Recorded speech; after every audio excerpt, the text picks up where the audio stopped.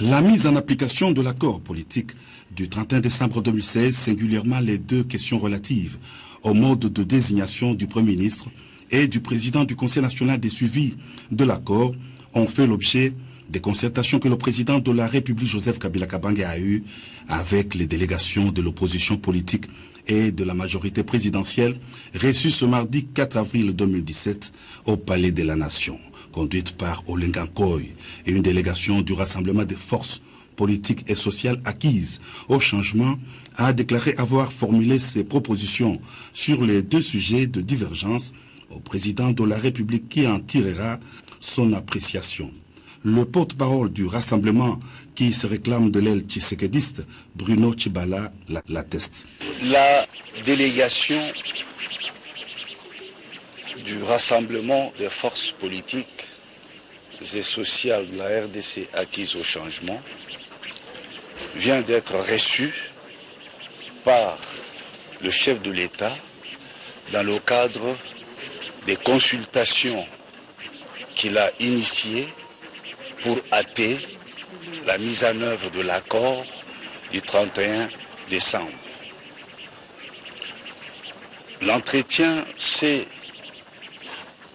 déroulé dans de très bonnes conditions et essentiellement autour de deux points qui ne permettent pas la mise en œuvre de certaines dispositions de l'accord signé par l'ensemble de la classe politique le 31 décembre. Accord qui est, comme vous le savez, le levier et l'instrument principal dont nous disposons à ces jours pour aller à l'essentiel, c'est-à-dire aux élections, afin de permettre à notre peuple, après la classe politique, de parler. En ce qui concerne justement ces deux points, notre délégation, qui était porteuse de quelques propositions pour pouvoir surmonter, ou si vous voulez, résoudre ces deux points.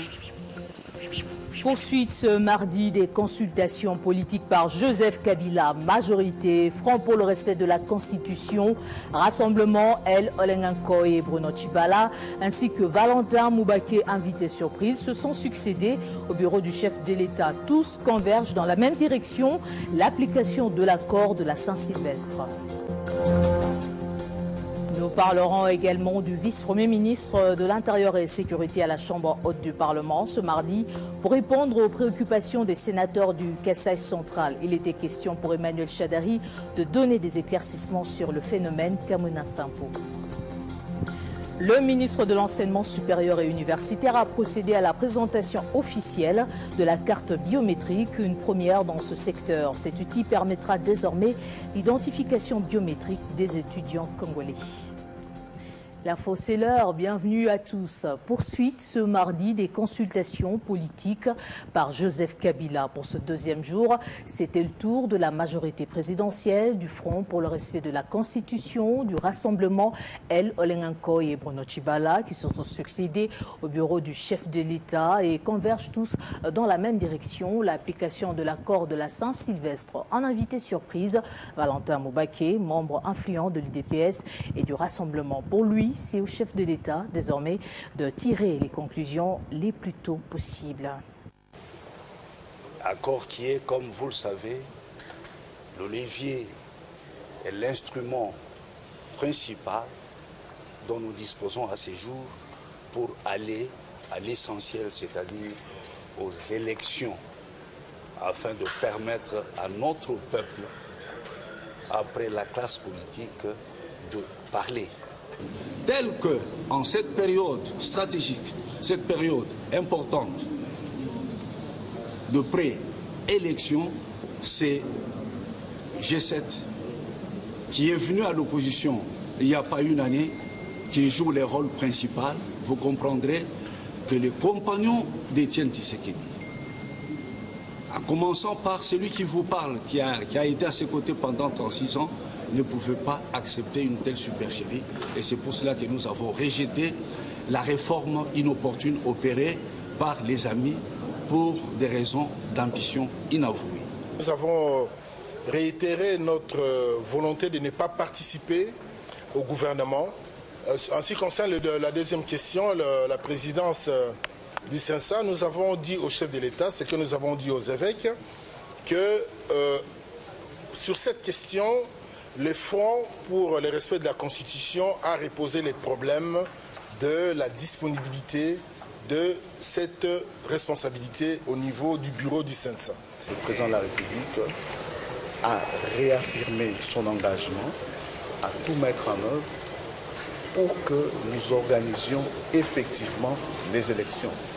Surtout que la Commission électorale nationale indépendante est déjà à plus de 20 millions d'enrôlés. Le président de la République, qui a le pouvoir d'arbitrage, qui est le garant du bon fonctionnement des institutions de la République, s'est engagé à lever tous les points d'achoppement qui ont fait que nous ne puissions pas signer l'arrangement particulier. Non, parce que le rassemblement n'est pas d'accord. Moi, je suis Valentin Moubak, je réponds à une invitation du chef de l'État et c'est tout. Et l'UDPS, que dit-il par rapport à l'UDPS? Est-ce que vous en avez fait cas? Mais l'UDPS était à la réunion hier quand l'UDPS, avec les autres, ont décliné cette invitation. Comment est-ce que Valentin Moubak apprécie la démarche du chef? Mais c'est une démarche louable pour autant que c'est le Congo, notre pays, qui soit au cœur de cette consultation. Et c'est ce que j'ai cru comprendre à l'issue de l'entretien. Vous assumerez les conséquences après votre consultation? Quelles conséquences? Positives? Positives? L'auto-exclusion, par exemple. Pour avoir rencontré le chef de l'État. Parce que vous avez violé les communiqués publiés hier. Pour avoir rencontré publiquement le chef de l'État. Quand vous dites publiquement, ça veut dire quoi? Non, je parle français. Il y en a qui le rencontrent la nuit. Je crois que M. Lusaka nous a posé cette question plusieurs fois il y a moins de 4 jours. Plusieurs fois dans une émission. Valentin Moubak, concrètement, que faut-il faire pour appliquer cet accord et aller aux élections? Le président attendait de moi des propositions concrètes et j'ai fait des propositions concrètes qui, du reste, avaient déjà été faites au niveau de notre groupe, le Rassemblement. Concrètes et secrètes? Bien sûr, pour le moment, laissez quand même la primeur au chef de l'État d'apprécier tout cela. Bruno Tshibala vous a cité, il a dit que vous avez dit que Félix Tshisekedi n'a jamais été désigné par son père Premier ministre. Eh bien, faites confiance à Bruno Tshibala, parce qu'il est de la maison comme moi.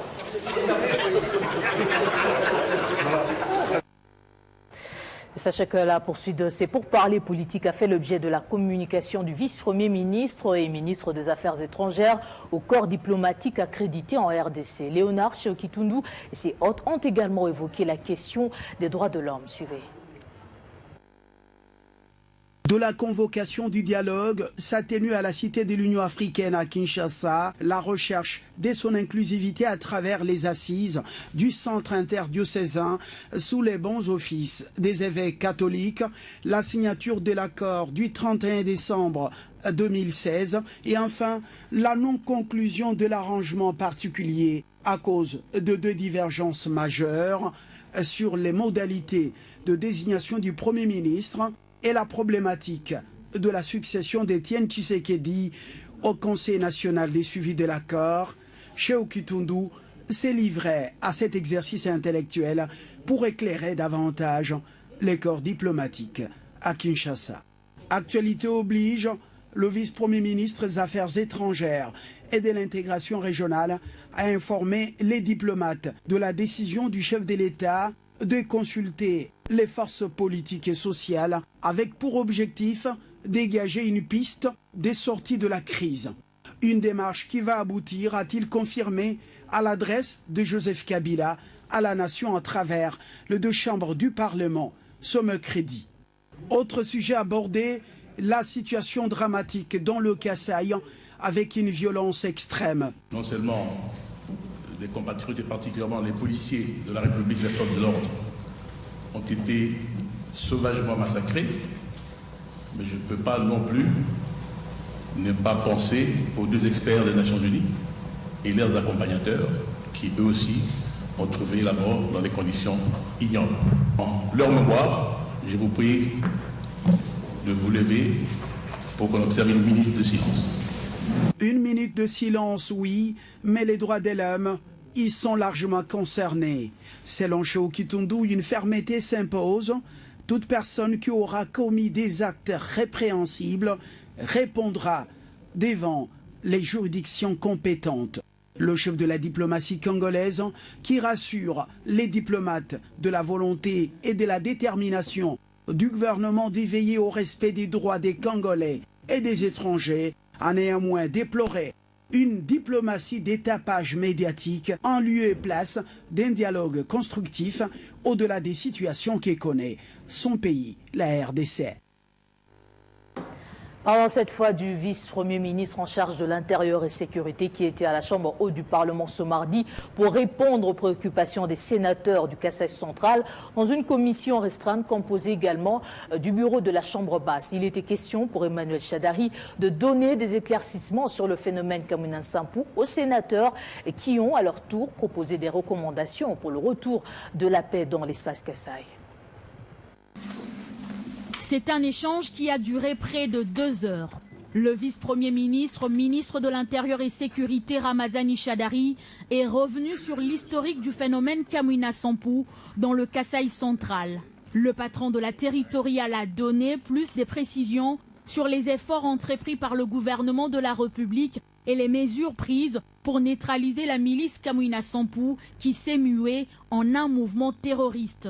Face au bureau du Sénat élargi aux sénateurs du Kasaï central, Ramazani Shadari a précisé que les vrais Kamwina Nsampou ont déposé les armes le 19 et 20 mars dernier à Kananga.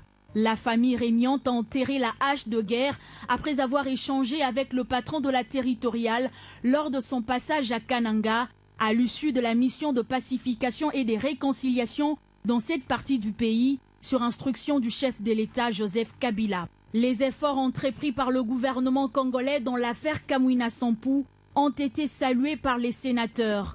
Ces derniers condamnent par ailleurs les actes de violence perpétrés par les faux miliciens se réclamant des Kamwina Nsampou.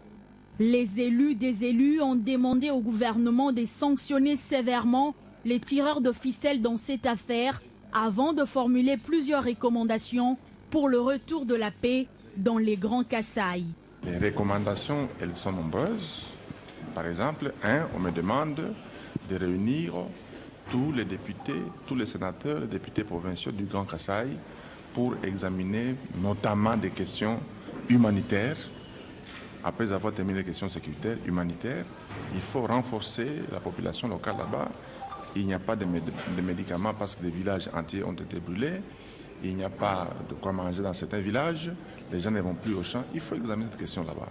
Une recommandation pour mettre en place une commission gouvernementale pour examiner la question des examens d'État, c'est une recommandation, mais également une recommandation d'examiner les dédoublements qu'on observe dans certains groupements sans encore provoquer les uns et les autres.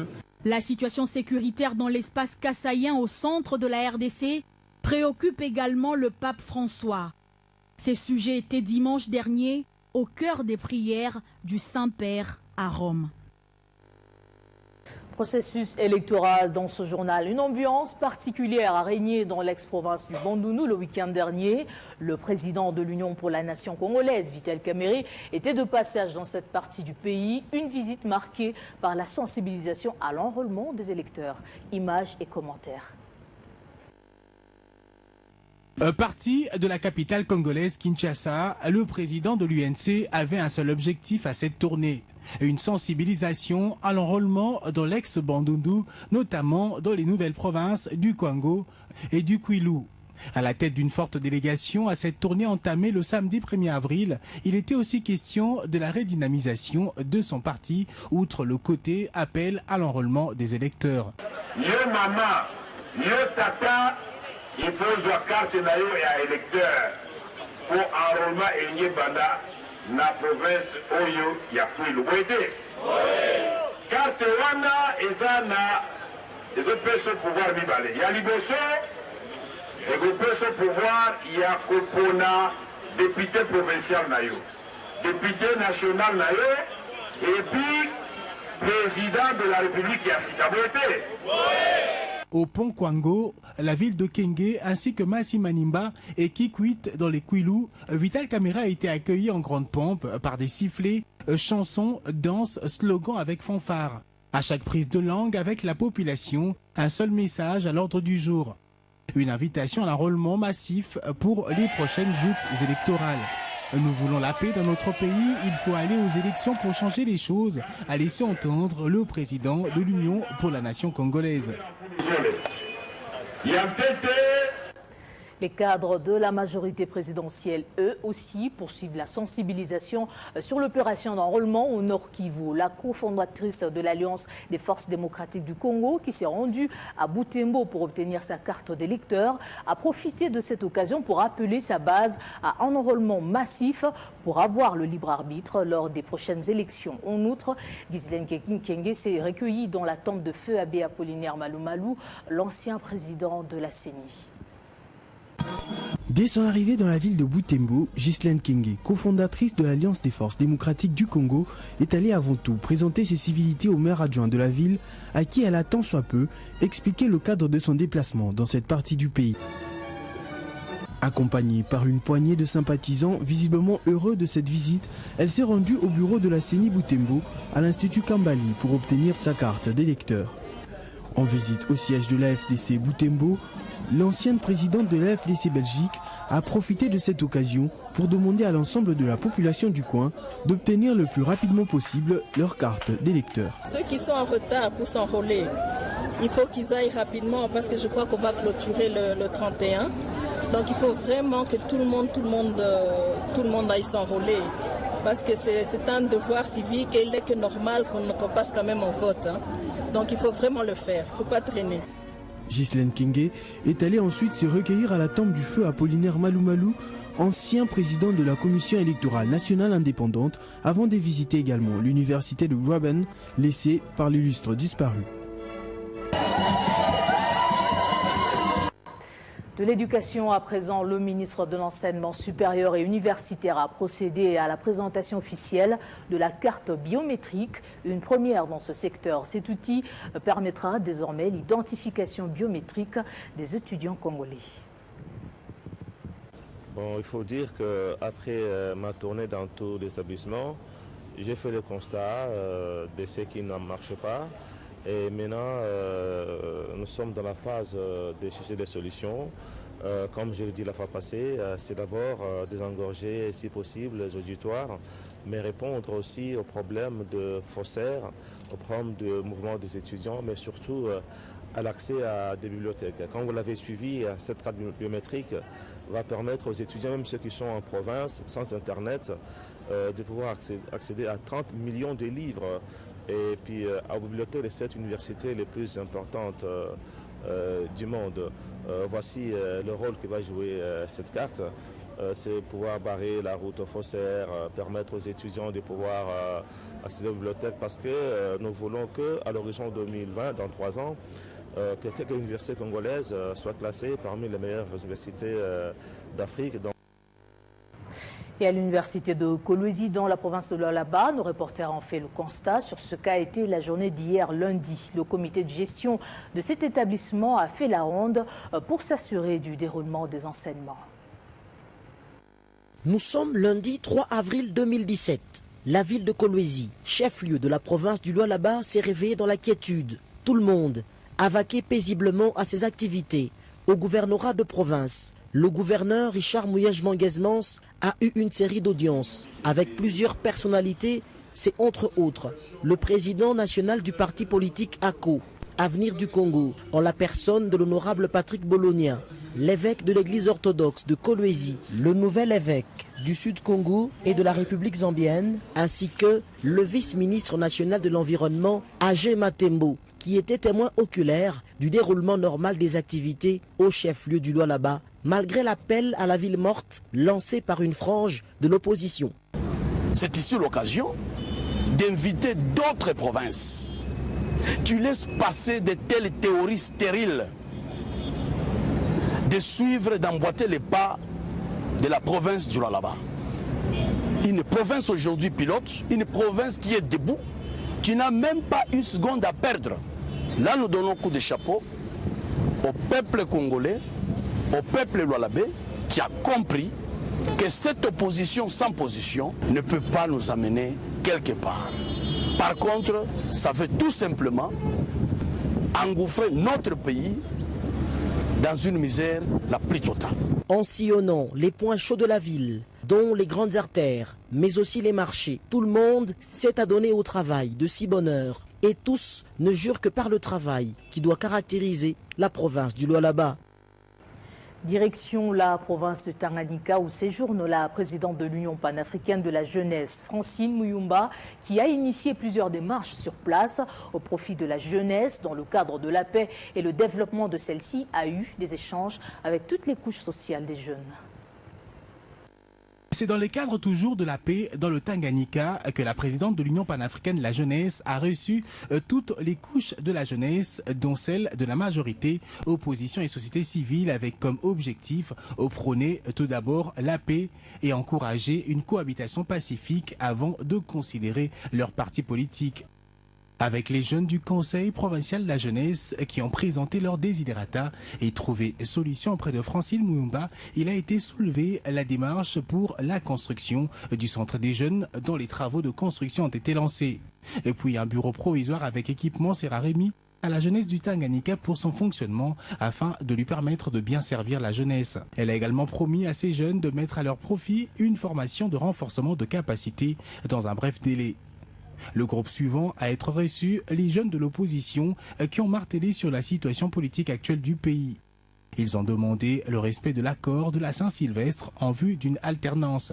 En réaction, la présidente de l'UPJ leur a expliqué que pour avoir l'alternance, il faut les élections. Élections dans laquelle les jeunes de la majorité, comme ceux de l'opposition, doivent faire la sensibilisation sur l'enrôlement massif des jeunes sur l'ensemble du territoire national, car si les institutions sont hors mandat, seul le vote par le peuple souverain fera qu'il soit remplacé. Elle les a également exhortés à se joindre aux efforts fournis dans la province sur la paix et la stabilité, tout en leur demandant d'exiger à leur parti politique de l'opposition de promouvoir également les jeunes.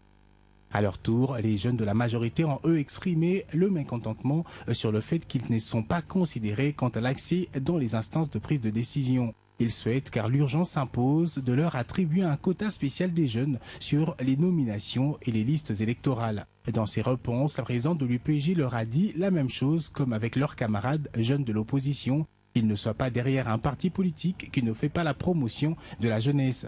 Ils ne doivent pas être tout simplement des accompagnateurs, mais aussi des décideurs qui méritent d'être accompagnés. Autre couche de la jeunesse reçue par la présidente de l'UPJ, le mouvement Kizito Anuarité, les jeunes journalistes et bien d'autres. Après les audiences accordées aux leaders des jeunes, la présidente de l'UPJ a offert un déjeuner à la jeunesse sportive venue de tous les territoires de la province pour participer au tournoi provincial de football. Salubrité dans la capitale congolaise, les Kinois s'en approprient, notamment ceux de la commune de Kalamou, réunis autour de la structure dénommée En Avant Kinshasa. Eh bien, ces jeunes appellent les Kinois à l'assainissement de l'environnement à travers le Salongo. Entre le match de football, le Nzango et la salubrité, il n'y a qu'un pas. Une façon pour la structure En Avant Kinshasa de cultiver l'esprit d'équipe entre jeunes de la capitale appelés à assainir l'environnement dans lequel ils vivent pour éviter des maladies. Tout commence avec les jeunes de la commune de Kalamou. Place aux compétitions.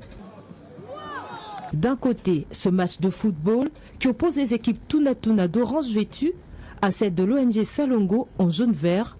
Match remporté par 3-1 en faveur de Tuna. De l'autre côté, c'est le Nzango avec les mamans de Yolo Nord contre celles de Yolo Sud. Jeu dominé par les mamans de Yolo Nord qui ont été récompensées pour leur bravoure. Le message à passer, c'est que la prochaine fois quand nous revenons, il faut que chaque personne puisse nettoyer devant chez elle. Que chaque personne puisse mettre les immondices devant chez elle. Les amis d'en avant passeront chercher et vont jeter les tout dans les poubelles publiques. C'est vraiment ça le message que nous voulons passer. Il y a des dames, pourquoi? Parce que les femmes, c'est 50-60% de notre population. Autrement dit, c'est 50 à 60% de notre capacité créatrice. Initiative saluée par les joueurs. C'est vraiment encourageant. Il a dit qu'il est venu pour puisse nous sensibiliser, pour qu'on puisse entretenir nos milieux où nous vivons. L'autorité municipale, pour sa part, se réjouit de ce partenariat. Le slogan a été lancé, une commune propre, ça permet à ce que les habitants puissent être sains, sans maladie. et nous sommes là pour l'accompagner dans cette œuvre salvatrice. Parti de la commune de Kalamou, Yves Kabongo entend conquérir toutes les 24 communes de la capitale pour faire revêtir Kinshasa sa belle robe d'antan. On passe au sport. Les amoureux du ballon rond vont désormais regarder les matchs des playoffs du championnat national de la Division 1 à la télévision nationale congolaise dès ce samedi. C'est ce qui ressort de la réunion tenue aujourd'hui par le ministre des Sports, Willy Bakonga, avec la Fédération congolaise de football association, la Ligue nationale de football et la radio-télévision nationale. Soucieux de voir les Congolais admirer la beauté de leur football en suivant différentes confrontations de la phase de play-off de la Division 1 et permettre à ce championnat de maintenir son niveau en offrant du beau spectacle, le ministre des Sports, Willy Bakonga, a réuni à son cabinet la Fédération congolaise de football association et la Ligue nationale de football et la radio-télévision nationale congolaise, tous venus pour cogiter sur la chose. Je suis heureux d'annoncer aujourd'hui que samedi après-midi, au stade de Martyr, la RTNC reprend les signaux. Donc nous allons retransmettre le match entre V-Club et Don Bosco. Et dimanche, nous allons retourner au stade de Martyr pour retransmettre les matchs entre Derinkle Motema Pembe et Football Club et Sa Majesté Sangabalende. Mais avant la retransmission, la FECOFA devra s'acquitter de quelques prérogatives auprès du gouvernement. Nous avons dit que les problèmes ne se posaient pas, mais néanmoins, il y a un cahier de charges qui est à déposer. Et c'est déjà dès ce jeudi ici, nous allons déposer les cahiers de charges quitte à transmettre à la hiérarchie. Mais néanmoins, nous avons garanti au ministre, à travers son directeur de cabinet, qu'il y a possibilité que ce week-end ici, les matchs puissent se passer en direct. Motif de satisfaction pour les diffuseurs qui donnent toutes les assurances sur la capacité et la disponibilité de sa régie. Je pense qu'on trouvera très vite la solution et que tous les matchs de play-off seront retransmis pour que les Congolais puissent suivre. Diffuser est une chose, protéger les diffuseurs en est une autre, au regard de l'hostilité de certains supporters, mais aussi des caprices de certains clubs. Ainsi, face à ces comportements, l'organisateur doit sévir le contrevenant. On va passer au rappel des titres. Poursuite ce mardi des consultations politiques par Joseph Kabila, majorité présidentielle, Front pour le respect de la Constitution, Rassemblement El Olenganko et Bruno Tshibala, ainsi que Valentin Moubake, invités surprise, se sont succédés au bureau du chef de l'État. Tous convergent dans la même direction, l'application de l'accord de la Saint-Sylvestre. Nous avons également parlé du vice-premier ministre de l'Intérieur et Sécurité qui était à la Chambre haute du Parlement ce mardi pour répondre aux préoccupations des sénateurs du Kasaï central. Il était question pour Emmanuel Chadari de donner des éclaircissements sur le phénomène Kamunasa. Et puis le ministre de l'Enseignement supérieur et universitaire a procédé à la présentation officielle de la carte biométrique, une première dans ce secteur. Cet outil permettra désormais l'identification biométrique des étudiants congolais. La revue de presse dans un instant, restez avec nous.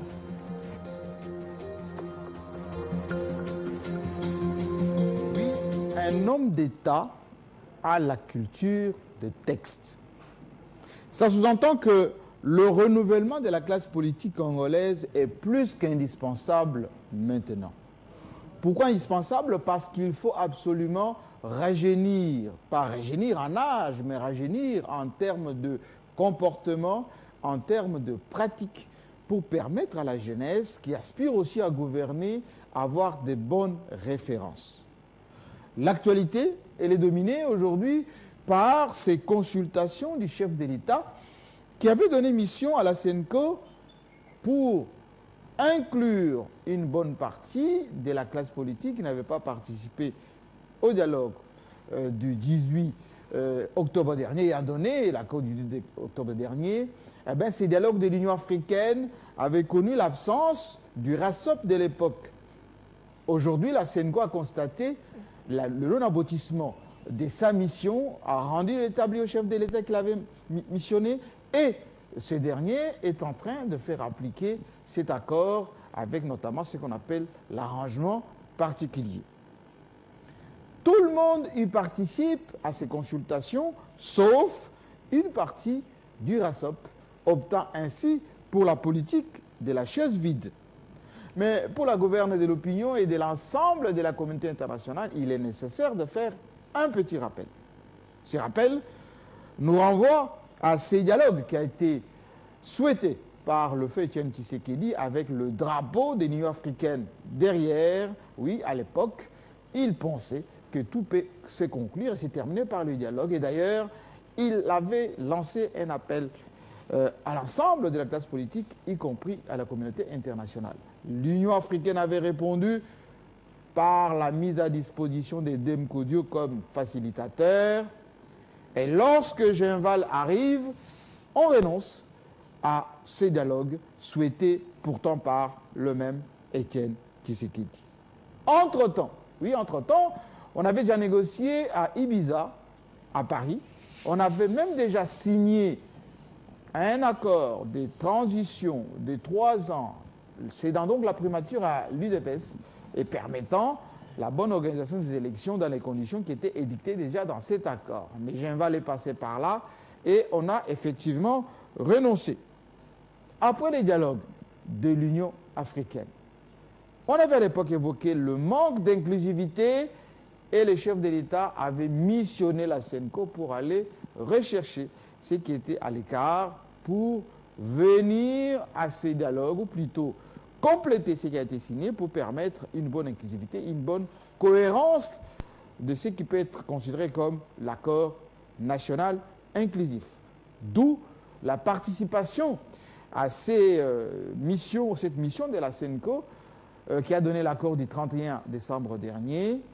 Mais la SENCO n'ayant pas terminé sa mission, a rendu le tablier en demandant aux garants des institutions de finaliser tout cela avec le fameux 2%. Tout le monde y participe, sauf ceux qui avaient participé et signé l'accord du 31 décembre, invoquant ainsi, souvent à tort d'ailleurs, l'application du texte, c'est-à-dire l'accord lui-même qui n'était pas finalisé, et ensuite la résolution du Conseil de sécurité des Nations Unies. Oui, on fait dire à cette résolution ce qu'elle ne dit pas du tout, parce que dans cette résolution, il n'a pas donné mission à la MONUSCO de faire appliquer l'accord. Bien au contraire, il a été donné à la communauté internationale via la MONUSCO représentée ici, la facilitation, l'appui de parties prenantes, opposition majorité, pour arriver à s'entendre et conclure cet accord. Mais entre-temps, en optant naturellement pour la politique de la chaise vide, entre-temps, tout le monde sait, et les traces existent, que les membres importants du RASOP, oui, le même RASOP, ont rencontré le chef de l'État à plus de 2 fois dans son cabinet. Les courriers existent, les demandes aussi, mais tout ceci sans avoir ni informé les militants, moins encore leurs alliés. Le renouvellement des mentalités, les pratiques d'hier qui consistaient au renoncement permanent, tout en faisant des choses en douce, doivent cesser ces pratiques. Pourquoi? Parce que ça compromet la culture de la démocratie, ça compromet le bon fonctionnement des institutions et je dirais même les références qu'on puisse donner à la classe montante. Ceci est valable dans l'opposition, tout comme au sein de la majorité présidentielle. Oui, l'opposition, en se comportant ainsi, prend en otage le peuple qui a déjà des difficultés parce que ce comportement sape l'économie, ce comportement crispe la machine et ce comportement paupérise encore le peuple qui a déjà beaucoup plus de problèmes. Alors, si on est censé défendre les intérêts du peuple, il faut aussi se comporter en conséquence. Au sein de la majorité présidentielle, on comprend parfois très mal comment la même majorité qui a des mandataires dans les entreprises publiques ne puisse pas informer, instruire ces mêmes mandataires, à encourager les employés à travailler les jours de ville morte. On n'arrive pas à comprendre que la même majorité sape parfois les initiatives, pour ne pas dire la politique de leur autorité morale, qui souvent se voit contraindre à des conclusions qui l'affaiblissent en même temps. Ceci affaiblit l'État, ceci nuit à l'image de la République démocratique du Congo et en même temps, ça ne permet pas à la même majorité de conforter son influence et de continuer à gérer le pays avec efficacité. La culture des textes, et on va terminer par là, est plus qu'indispensable. Hier, on nous a expliqué que la résolution des Nations Unies 2277 était pour convoqué les dialogues dans le cadre de l'Union africaine, l'accord d'Addis Abeba. Tout le monde n'en parle plus aujourd'hui. Mais on s'est rendu compte que le seul dialogue convoqué par Joseph Kabila, c'est celui qui a abouti. Et ce dialogue autour duquel tout le monde, aujourd'hui, se réclame de ces fameux accords de la Saint-Sylvestre. La présente résolution, elle, ne dit pas non plus qu'il faut le tutorat de la République démocratique du Congo par la communauté internationale, parce que la souveraineté de la RDC est respectée, les institutions sont légitimes, selon la Constitution, article 70, alinéa 2, et c'est pour cela que le peuple doit être averti, doit comprendre que ceux qui prônent la politique de la chaise vide, ceux qui sont en duplicité, ne sont pas souvent pour ses intérêts, et les intérêts du peuple, c'est la concorde.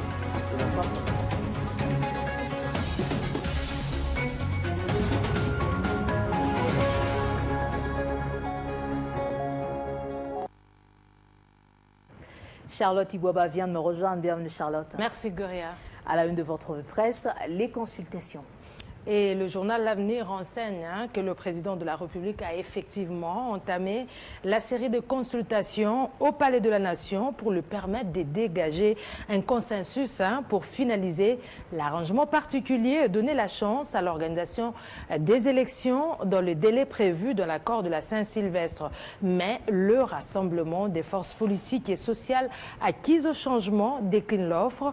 Dans un communiqué, la plateforme tshisekidiste dit trouver inapproprié l'initiative du président Joseph Kabila dans la mesure où ces derniers seraient, selon le rassemblement, à l'origine de la crise actuelle et ne peut par conséquent s'ériger en arbitre. Et de son côté, souligne Forum des As, le bureau politique de la majorité présidentielle n'a pas qualifié autrement cette posture du rassemblement qui est de caprice. L'UDPS et les G7 ont boudé l'invitation. Ces deux partis éminents du rassemblement auraient exigé d'être saisis formellement pour ces rencontres informelles qui doivent permettre au chef de l'État d'en tenir compte dans son adresse. Entre-temps, on apprend sur 7.cd qu'en franchissant le seuil du portail du palais présidentiel, le très radical Moubaké vient d'ignorer le mot d'ordre de sa plateforme, le rassemblement, qui prend le boycott des consultations présidentielles. Pour ce portail, la venue de Moubaké est une belle victoire pour le président Kabila. Et fin des consultations présidentielles avec la classe politique après l'échec des négociations sur l'arrangement particulier, notre actualité.cd, le chef de l'État va ainsi s'exprimer devant le Congrès. Que va-t-il dire aux Congolais? Je m'excuse, personne ne le sait, mais tout porte à croire, Gloria, que l'attente des Congolais ne réside pas dans les jérémiades et autres récriminations des uns et des autres. Tout à fait, autre titre de votre sélection, Charlotte, la semaine diplomatique de Trump. Donald Trump entame une semaine diplomatique chargée avant la réception du roi Abdallah II de Jordanie mercredi, puis une rencontre en Floride avec le président chinois Xi Jinping. Lundi 3 avril, à la Maison-Blanche, il a reçu le président égyptien Al-Sisi. Le contraste ne surprendra personne. Confie Le Monde en ligne, Barack Obama avait rencontré pour la première fois un président égyptien en juin 2009 lors d'une visite au Caire marquée par un discours célébrant les valeurs démocratiques et aussi de préciser que son successeur Donald Trump a mis fin à un ban de plus de 3 ans en recevant Abdel Fattah al-Sisi, arrivé au pouvoir à la suite d'un coup d'État militaire dirigé contre le président islamiste Mohamed Morsi. L'hôte de Trump l'a souligné dans le bureau ovale pendant un bref échange, des compliments ponctués par 2 poignées de main en l'absence d'une conférence en bonne et due forme. Et le journal de dimanche qui aborde le même sujet rapporte que le président américain a rendu un hommage appuyé à son homologue égyptien, jugeant qu'il faisait un travail fantastique.